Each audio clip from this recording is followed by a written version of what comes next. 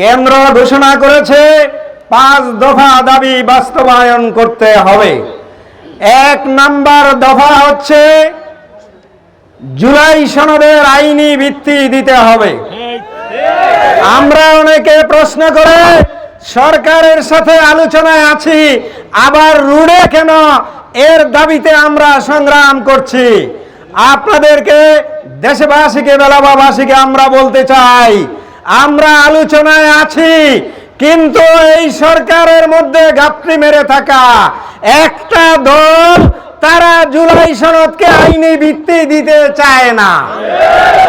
জুলাই সনদকে যদি আইনি ভিত্তিতে পরিণত না করা হয়, 2024 সালে যে একটি নির্বাচন হয়েছিল, যেই নির্বাচনে আওয়ামী লীগ তথাকথিত নির্বাচনে ক্ষমতার মসনদ দখল করেছিল, 24 সালের 5ই আগস্ট ছাত্র জনতার গণ অভ্যুত্থানে সেই সরকার বিতাড়িত হয়ে বাংলাদেশে একটি বিপ্লব কায়েম হয়েছে। এই বর্তমান সরকার এই বিপ্লবের ফসল। আজকে যদি সেই জুলাই সনদকে আইনি ভিত্তি না দেওয়া হয়, এই সরকারের কোনো বৈধতা থাকে না।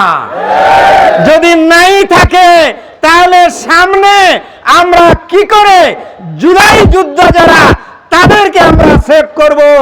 2000 যে তাজা প্রাণ রক্ত দিয়েছে, তাদের রক্তের তেমন কোনো মূল্য থাকবে না। অতএব আমরা বলছি, এই জুলাই সনদের আইনি ভিত্তি অবশ্যই দিতে হবে, এটাকে সাংবিধানিক ভিত্তি দিতে হবে। এইটা যদি আইনি ভিত্তিতে পরিণত হয়, এই সরকার বৈধতা পাবে, সামনের নির্বাচন বৈধতা পাবে, জুলাই বিপ্লব বৈধতা পাবে। অন্যথায় সব কিছু অবৈধ হয়ে যাবে। আমি জিজ্ঞাসা করতে চাই, জুলাই বিপ্লব কি ব্যর্থ হোক আপনারা চান? জুলাই বিপ্লব যদি সফল করতে হয়, জুলাই সনদকে আইনি ভিত্তি দিতে হবে। সম্মানিত ভাইরা, দ্বিতীয় কথা হচ্ছে পিআর পদ্ধতি নির্বাচন। আপনারা জানেন, অনেক ভাইরা বলে গেছে, আমাদের দেশের একটি বড় দলের বড় নেতারা তারা বলে পিআর কি খায় না মাথার দেয়। যাদের পিআর খায় না মাথার দেয়, এই কথা যারা বলে, তাদের মতলব হচ্ছে দিনের ভোট রাতে করা, বিনা ভোটে বিজয় রায় হওয়া।